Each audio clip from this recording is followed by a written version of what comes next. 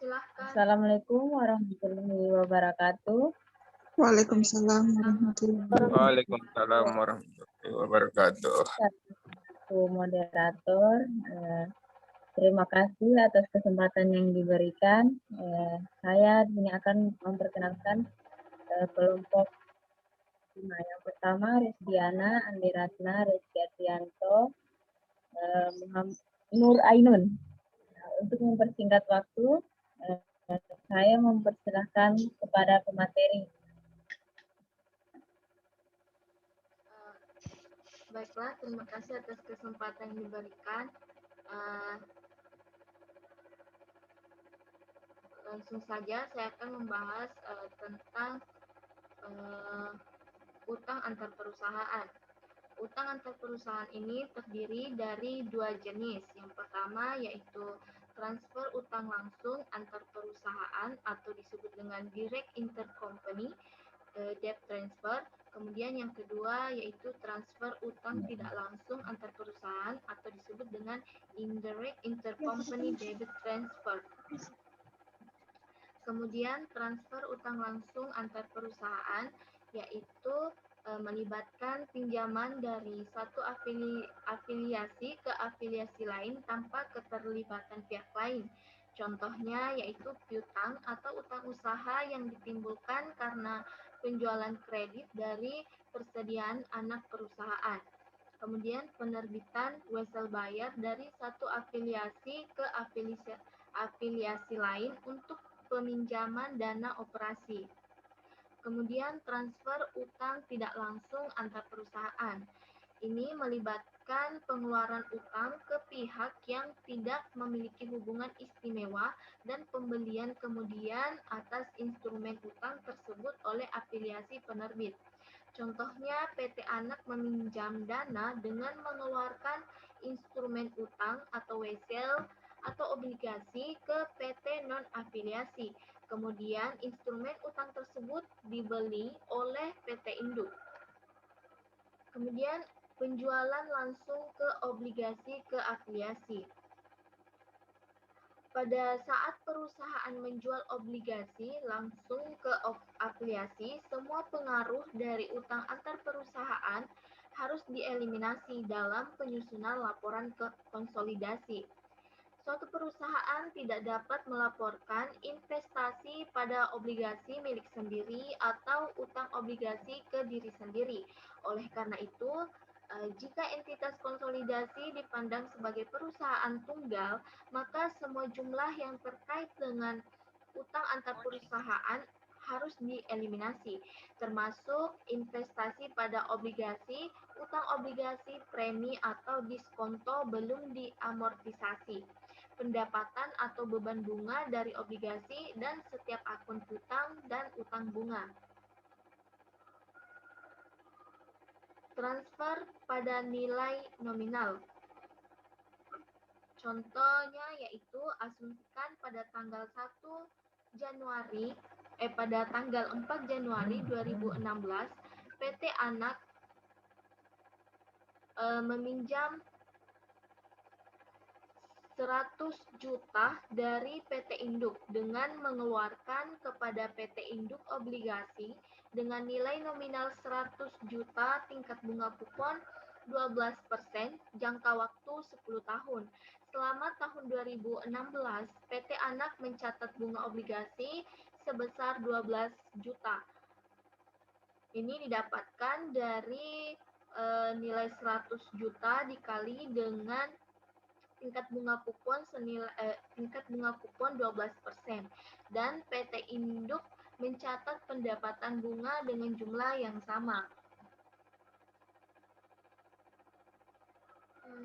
Jurnal eliminasi yaitu utang obligasi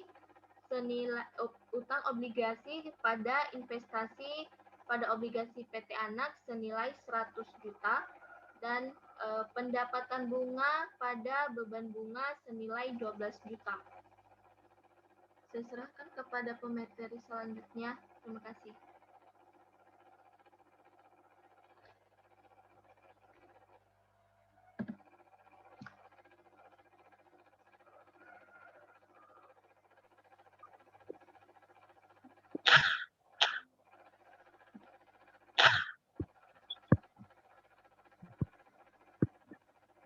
Baik, saya akan melanjutkan dari materi sebelumnya.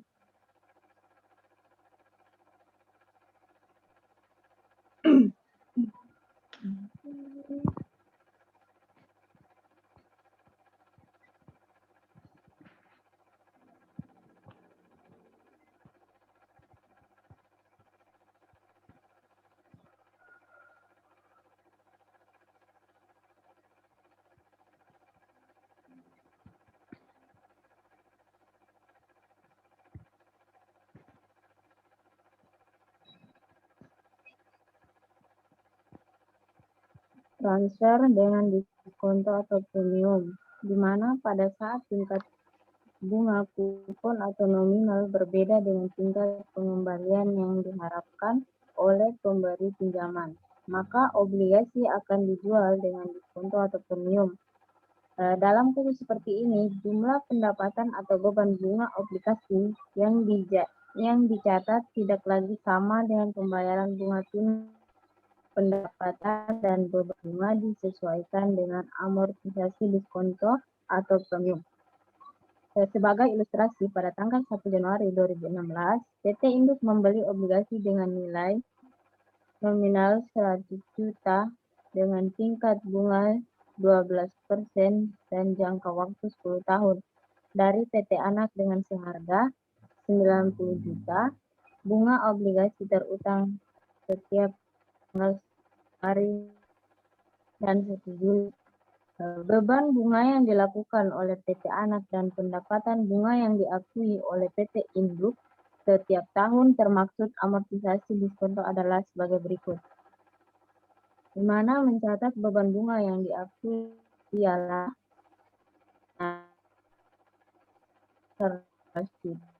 amortisasi diskontonya adalah mana kita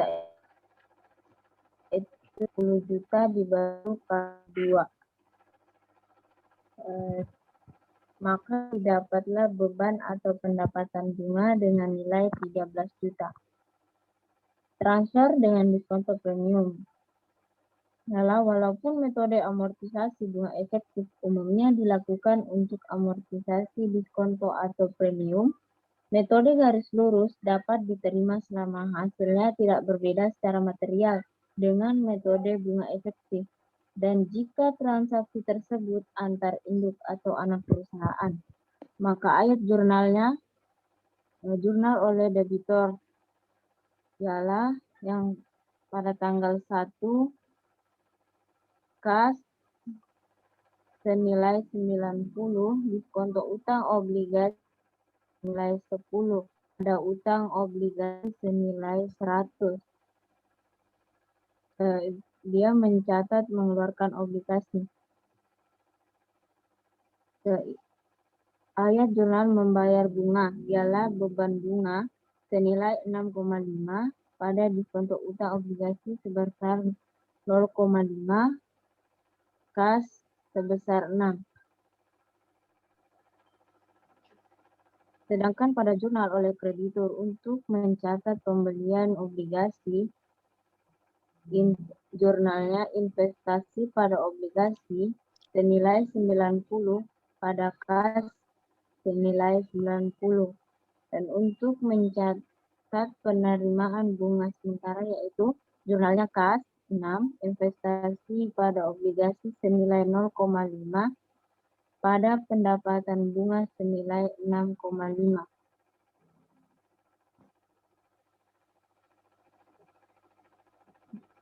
Dan pada tanggal 31 Desember, beban bunga 6,5 pada diskonto utang obligasi senilai 0,5 utang obligasi senilai 6. Jurnal oleh krediturnya juga sama. Lanjut ayat jurnal eliminasi, yang dimana eliminasi terkait dengan obligasi pada tanggal 31 Desember 2016. Jurnal mengeliminasi kepemilikan obligasi antar perusahaan ialah utang obligasi senilai 100 pada investasi pada obligasi 91, diskon untuk obligasi senilai 9. Ayat jurnal mengeliminasi bunga antar perusahaan, pendapatan bunga senilai 13 dan beban bunga 13. Mencatat pengeliminasian piutang bunga antar perusahaan ialah utang bunga 6 pada piutang bunga senilai 6. Mengeliminasi terkait obligasi 31 Desember 2017. Maka ayat jurnal eliminasi ialah utang obligasi senilai 100 pada investasi pada obligasi senilai 92, diskonto untuk obligasi senilai 8. Untuk jurnal mengeliminasi bunga antar perusahaan, pendapatan bunga pada beban bunga senilai 13, dan mengeliminasi utang bunga antar perusahaan, utang bunga senilai 6 pada piutang bunga senilai 6. Lanjut, contoh pembelian obligasi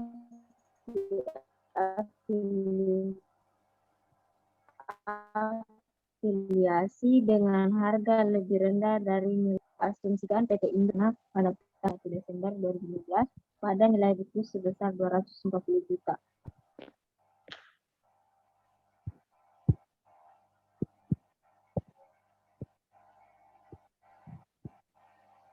Selain itu, terdapat kondisi sebagai berikut. Tanggal 1 Januari 2016, PT Anak menerbitkan utang obligasi dengan nilai nominal 100 juta. Mungkin ini ada kesalahan di ini mungkin 10 tahun dengan tingkat bunga 12% atau bagaimana? 10 tahun, 12 tahun. Mungkin 12% dalam waktu 10 tahun.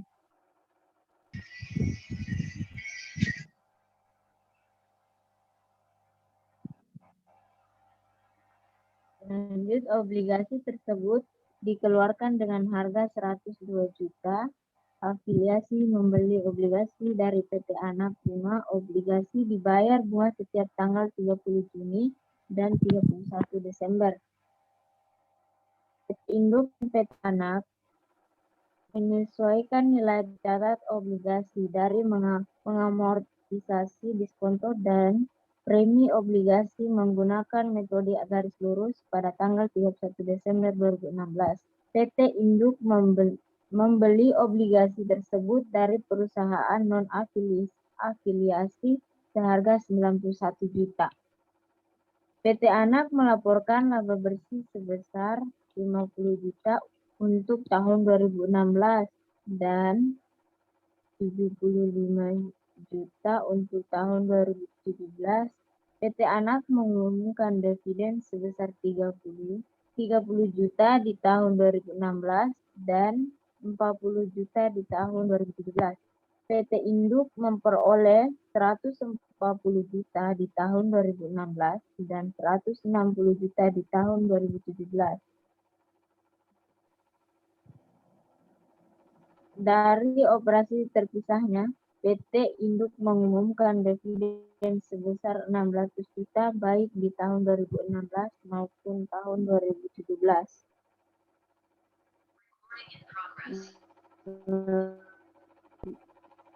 Selanjutnya, saya. Baiklah, selanjutnya ayat jurnal pada PT Anak. Pada tanggal 1 Januari 2016, kas sebesar 102 juta. Utang obligasi sebesar 100 juta. Obligasi sebesar 2 juta. Menjual obligasi ke PT non-afiliasi.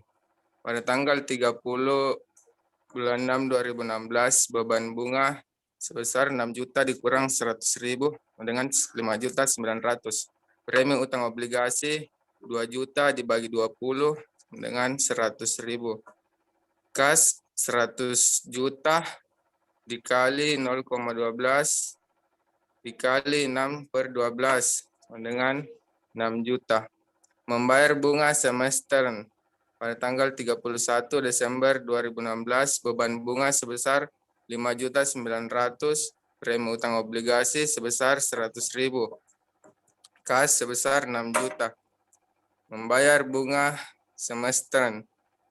Nilai buku obligasi 2016. Nilai buku obligasi pada saat diterbitkan 102 juta. Amortisasi premi 2016 sebesar 200.000. Nilai buku obligasi 31 Desember 2016 100.800.000. Ayat jurnal pada PT Induk atas obligasi. Jumlah debitor 31 Desember 2016 investasi pada obligasi PT Anak sebesar 91 juta, kas sebesar 91 juta. Pembelian obligasi PT Anak dari PT non-afiliasi. Perhitungan keuntungan pelunasan konstruktif obligasi. Nilai buku obligasi PT Anak 31 Desember 2016 sebesar 100.800.000. Harga yang dibayarkan oleh PT Induk untuk membeli obligasi sebesar 91 juta. Keuntungan dari pelunasan konstruktif obligasi sebesar 10.800.000. Ayat jurnal metode ekuitas dasar 2016. Kas sebesar 24 juta. Investasi pada saham PT Anak sebesar 24 juta. Mencatat dividen dari PT Anak 30 juta dikali 80%.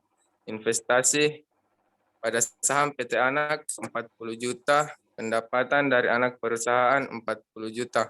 Mencatat pendapatan metode ekuitas 50 juta dikali 80%. Ayat jurnal eliminasi untuk kertas kerja konsolidasi. Pendapatan dari anak perusahaan sebesar 40 juta. Dividen diumumkan sebesar 24 juta. Kredit investasi pada saham PT Anak sebesar 16 juta. Mengeliminasi pendapatan dari anak perusahaan. Pendapatan untuk kepemilikan minoritas sebesar 12.160.000. Debit dividen kepemilikan minoritas dividen diumumkan sebesar 66 juta. Kepemilikan minoritas sebesar 6.160.000 di kredit. Mengalokasikan laba kepemilikan minoritas 50 juta ditambah 10.800.000 dikali 20%. Saham biasa PT Anak sebesar 200 juta di debit. Saldo laba 1 Januari 100 juta di debit. Investasi pada saham PT Anak sebesar 240 juta. Kredit kepemilikan minoritas sebesar 60 juta di kredit. Mengeliminasi saldo investasi awal. Utang obligasi sebesar 100 juta di debit. Premi utang obligasi sebesar 1.800.000 di debit. Investasi pada obligasi PT Anak sebesar 91 juta di kredit. Keuntungan pelunasan PT Anak sebesar 10.800.000 di kredit. Mengeliminasi kepemilikan obligasi antar perusahaan. Penjualan pada PT Aisyah sebesar 400.000, pada PT King sebesar 200.000. Eliminasi konsolidasi sebesar 600.000. Pendapatan dari anak perusahaan pada PT Aisyah sebesar 40.000, pada debit sebesar 40.000. Keuntungan pelunasan obligasi sebesar 10.800, konsolidasi 10.800. Kredit pada PT Aisyah 440.000, pada PT King sebesar 200.000, konsolidasi 610.000. Harga pokok penjualan pada PT Aisyah sebesar 170.000, pada PT King 115.000, konsolidasi 285.000. Penyusutan dan amortisasi pada PT Aisyah sebesar 50.000, pada PT King sebesar 20.000, konsolidasi sebesar 70.000. Beban lain pada PT Aisyah 20.000, pada PT King 3.200, konsolidasi 23.200. Beban bunga pada PT Aisyah 20.000, PT King 11.800, konsolidasi 31.800.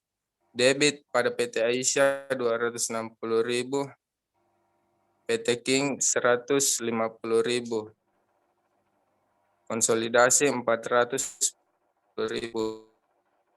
Untuk kepemilikan minoritas pada debit sebesar 12.160, konsolidasi 12.160. Laba bersih dibawa ke depan pada PT Aisyah 180.000, PT King 50.000, pada debit 52.160, kredit 10.800, konsolidasi 188.640. Saldo laba 1 Januari 300.000, pada PT King 100.000, pada debit 100.000, konsolidasi 300.000. Laba bersih dari atas sebesar 180.000, pada PT King 50.000, debit 52.160, pada kredit 10.800, konsolidasi 188.640.000. Dividen diumumkan pada PT Aisyah 60.000, pada PT King 30.000, kredit 24.000. Saldo laba 31 Desember di bawah ke bawah. PT Aisyah 420.000, pada PT King 120.000, debit 152.160, kredit 40.800, konsolidasi 428.640 rupiah. Kas pada PT Aisyah 173.000, pada PT King 76.800, konsolidasi 249.800. Piutang usaha 75.000, pada PT King sebesar 50.000, konsolidasi 125. Tanah pada PT Aisyah sebesar 175.000, pada PT King 40.000, konsolidasi 215.000. Bangunan dan peralatan pada PT Aisyah 800.000, pada PT King 600.000, konsolidasi 1.400.000. Investasi pada obligasi PT King pada PT Aisyah sebesar 91.000, kredit sebesar 91.000. Investasi pada saham PT King pada PT Aisyah 256.000, kredit 240. Debit pada PT Aisyah 1.670.000, pada PT King 841.800 rupiah, konsolidasi 2.164.800 rupiah. Akumulasi penyusutan pada PT Aisyah sekitar 450, pada PT King 320, konsolidasi 770.000 rupiah. Utang usaha pada PT Aisyah 100.000, pada PT King 100.000, konsolidasi 200.000. Utang obligasi 200.000, pada PT King 100.000, debit 100.000, konsolidasi 200.000. Premi utang obligasi 200.000, pada PT King 100.000, debit 100.000, konsolidasi 200.000. Saham biasa pada PT Aisyah 500.000, pada PT King 200.000, debit 200.000, konsolidasi 50.000. Kepemilikan minoritas pada kredit 6.160. Kredit pada PT Aisyah 1.670.000, pada PT King 841.800, di debit 453.960, kredit 453.960, menghasilkan konsolidasi sebesar 2.164.800 rupiah. Sekian saya berikan kepada materi selanjutnya. Baik, saya akan melanjutkan materinya, yaitu membahas tentang laba bersih konsolidasi. Laba operasi terpisah PT Induk sebesar 140 juta. Bagian PT Induk atas laba PT Anak, yaitu laba bersih PT Anak sebesar 50 juta.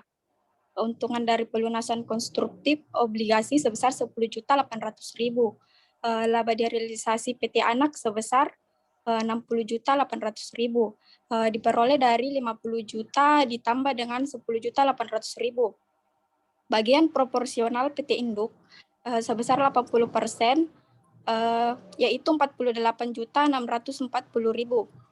Laba bersih konsolidasi tahun 2016 sebesar 188.640.000, diperoleh dari 140 juta ditambah dengan 48.640.000. Kepemilikan minoritas 31 Desember 2016, nilai buku PT Anak 31 Desember 2016, saham biasa sebesar 200 juta, saldo laba sebesar 110 juta, nilai buku yang dilaporkan sebesar 320 juta, diperoleh dari 200 juta ditambah dengan 120 juta. Total keuntungan dari pelunasan konstruktif obligasi sebesar 10.800.000. Nilai buku realisasi PT Anak sebesar 330.800.000. Bagian pemegang saham minoritas sebesar 20%. Kepemilikan minoritas 31 Desember 2016 sebesar 66.160.000 rupiah. Kepemilikan minoritas 31 Desember 2016, investasi pada saham PT Anak, biaya perolehan sebesar 240 juta, akrual ekuitas tahun 2016 sebesar 40 juta, diperoleh dari 50 juta dikali 8%. Saldo laba 31 Desember 2016 sebesar 256 juta, akrual ekuitas tahun 17 sebesar 60 juta, diperoleh dari 5 juta di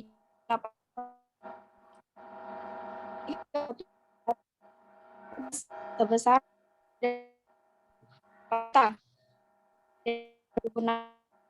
24 juta, diperoleh dari 30 juta dikali 8%. Dividen tahun 2017 sebesar 32 juta, diperoleh dari 10 juta dikali 80%. Adapun jurnal mengeliminasi dari anak perusahaan, yaitu pendapatan dari anak perusahaan sebesar 40 juta di debit. Pada dividen diumumkan sebesar 32 juta di kredit. Dan investasi pada saham PT Anak sebesar 18 juta. Jurnal mengalokasikan laba kepemilikan minoritas, yaitu pendapatan untuk pemilikan minoritas sebesar 14.760.000 di debit. Pada dividen diumumkan sebesar 8 juta di kredit dan kepemilikan minoritas sebesar 6.760.000. Jurnal mengeliminasi saldo investasi awal, yaitu saham biasa PT Anak sebesar 200 juta di debit, saldo laba 1 Januari sebesar 120 juta di debit. Pada investasi saham PT Anak sebesar 256 juta di kredit dan kepemilikan minoritas sebesar 64 juta di kredit. Jurnal mengeliminasi kepemilikan obligasi antar perusahaan, yaitu utang obligasi sebesar 100 juta di debit, premi utang obligasi sebesar 1.600.000 di debit, pendapatan bunga sebesar 13 juta di debit. Pada investasi obligasi PT Anak sebesar 92 juta di kredit, beban bunga sebesar 11.800.000 di kredit. Saldo laba 1 Januari sebesar 6.680.000 di kredit. Adapun berikut ini terdapat kertas kerja konsolidasian antara PT Aisa dan PT King. Untuk saldo akun yang ada pada bagian kredit terdapat penjualan, pendapatan bunga, pendapatan dari anak perusahaan. Dan adapun saldo akun yang ada pada bagian debit yaitu harga pokok penjualan, penyusutan dan amortisasi, beban lain, beban bunga. Penjualan PT Aisyah sebesar 450.000 ditambah dengan PT King sebesar 300.000. Maka dapatlah konsolidasi sebesar 750.000. Begitupun dengan pendapatan bunga, pendapatan dari anak perusahaan. Dan adapun saldo akun debit yaitu harga pokok penjualan sebesar 180.000, PT King sebesar 160.000,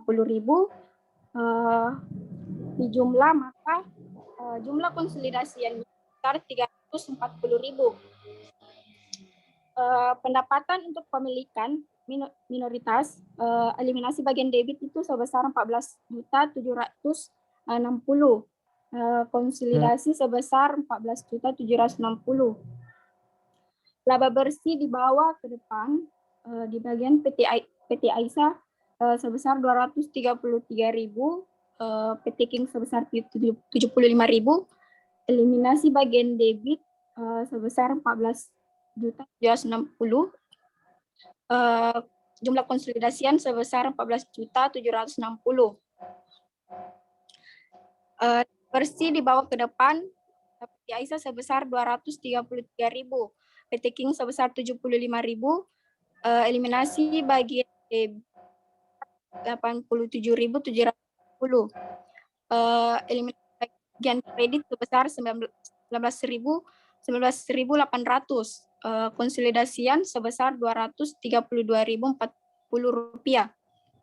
Saldo laba 1 Januari PT Aisyah sebesar 420.000, PT King sebesar 120.000, eliminasi bagian debit sebesar 20.000, eliminasi bagian kredit sebesar 8.640, jumlah konsolidasian sebesar 428.640. Laba bersih dari atas PT Aisyah sebesar 233.000, PT King sebesar 75.000, eliminasi bagian debit sebesar 87.760, eliminasi bagian kredit sebesar 11.800, jumlah konsolidasi sebesar 232.040 rupiah. Jadi total konsolidasi itu 60.000. Saldo laba 31 Desember dibawa ke bawah, PT Aisyah sebesar 593.000, PT King sebesar 155.000, dan eliminasi bagian debit sebesar 7.760, eliminasi bagian kredit sebesar 60.440, konsolidasian sebesar 600.680.000. Kas PT Aisyah sebesar 212.000, PT King sebesar 86.600, jumlah konsolidasi sebesar 298.000. Piutang usaha PT Aisyah sebesar 150.000, PT King sebesar 80.000, jumlah konsolidasi sebesar 230.000. Persediaan PT Aisyah sebesar 180.000, sebesar 10.000, konsolidasi sebesar 270.000. Tanah PT 170 sebesar 40.000, jumlah konsolidasi sebesar 1.000. Bangunan dan peralatan baik PT sebesar 800.000, PT sebesar 600.000, jumlah konsolidasi sebesar 101.400.000. Investasi pada obligasi PT King, PT Aisyah sebesar 92.000, eliminasi bagian kredit sebesar 12.000, investasi pada saham PT King, PT Aisyah sebesar 284.000, eliminasi bagian kredit sebesar 28.000. Jadi total kredit pada saham PT King yaitu 200.000. Debit di PT Aisyah sebesar 1.890.000. PT King sebesar 896.600 rupiah. Jumlah konsolidasian sebesar 2.413.600 rupiah. Akuntansi penyusutan di bagian PT Aisyah sebesar 50.000, sebesar 340.000, konsolidasian sebesar 840.000. Utang usaha bagian PT Aisyah sebesar 100.000, PT King sebesar 100.000, konsolidasian sebesar 200.000. Utang obligasi bagian PT Aisyah sebesar 200.000, PT King sebesar 100.000, eliminasi bagian debit sebesar 100.000, konsolidasinya sebesar 200.000. Premi utang obligasi bagian PT King sebesar 1.600, eliminasi bagian debit sebesar 1.600. Saham biasa sebesar Aisyah sebesar 500.000, PT King sebesar 200.000, eliminasi bagian debit sebesar 200.000, konsolidasi sebesar 500.000. Saldo laba dari atas, PT Aisyah sebesar 593.000, PT King sebesar 155.000, eliminasi bagian debit sebesar 7.070.000, eliminasi bagian kredit sebesar 60.40, jumlah konsolidasi sebesar 680. Ya, total dari konsolidasinya dari kepemilikan minoritas yaitu 72.920. Kredit PT Aisyah sebesar 1 juta, yaitu sebesar 2.413.600 rupiah.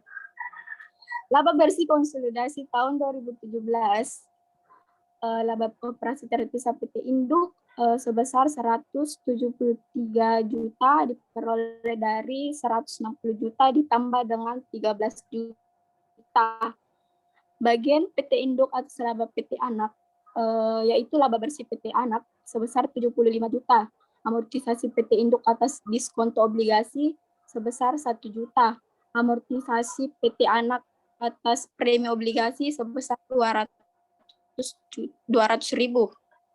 Laba direalisasi PT Anak sebesar 73.800.000 diperoleh dari 75 juta dikurang 1 juta dikurang 200.000. Bagian proporsional PT Induk sebesar 80%, yaitu 59.040.000 rupiah. Laba bersih konsolidasi tahun 2017 sebesar 202.040.000 rupiah diperoleh dari 173 juta ditambah dengan 59.040.000 rupiah. Kepemilikan minoritas 31 Desember 2017, nilai buku PT 31 Desember 2017 yaitu saham biasa sebesar 200 juta, sebesar 100 juta. Total nilai buku yang dilaporkan sebesar 155 juta diperoleh dari 2 juta ditambah dengan 155 juta. Total nilai buku yang dilaporkan. Keuntungan dari pelunasan konstruktif obligasi sebesar 10.800.000 dikurang 1.200.000.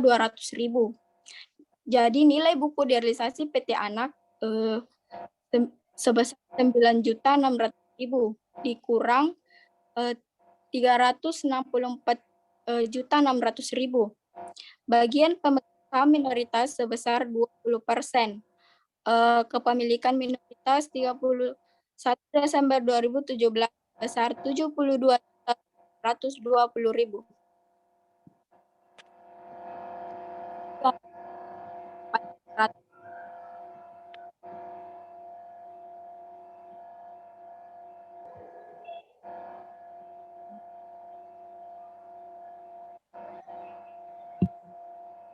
Baik, terima kasih atas kepada pemateri. Selanjutnya, apabila ada pertanyaan dari kelompok lain, saya persilahkan.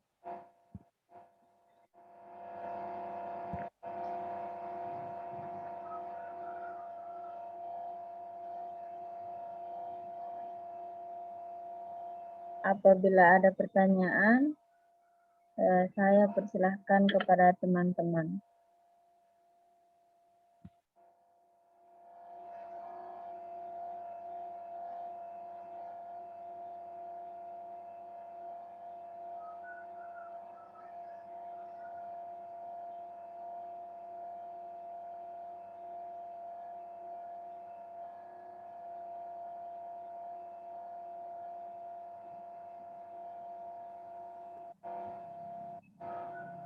Baiklah, teman-teman, apakah ada pertanyaan?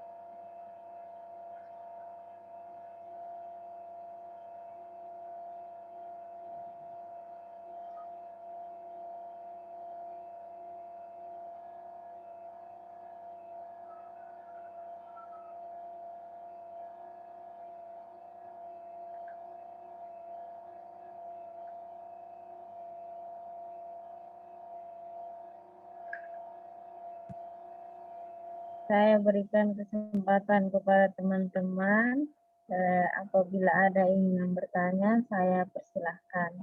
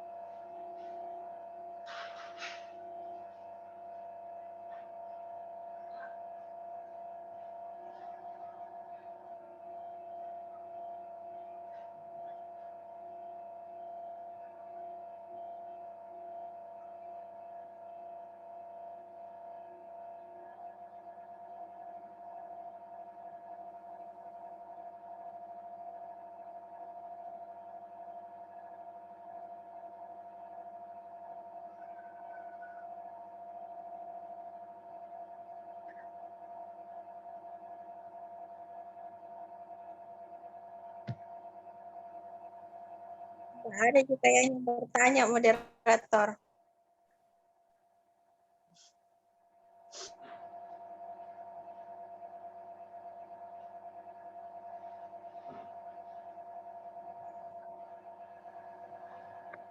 Baiklah, apabila tidak ada yang bertanya, saya akhiri saja. Baik, mungkin cukup sekian presentasi dari kelompok kami. Kurang dan lebihnya mohon dimaafkan. Wabillahi taufiq wal hidayah. Wassalamualaikum warahmatullahi wabarakatuh. Waalaikumsalam.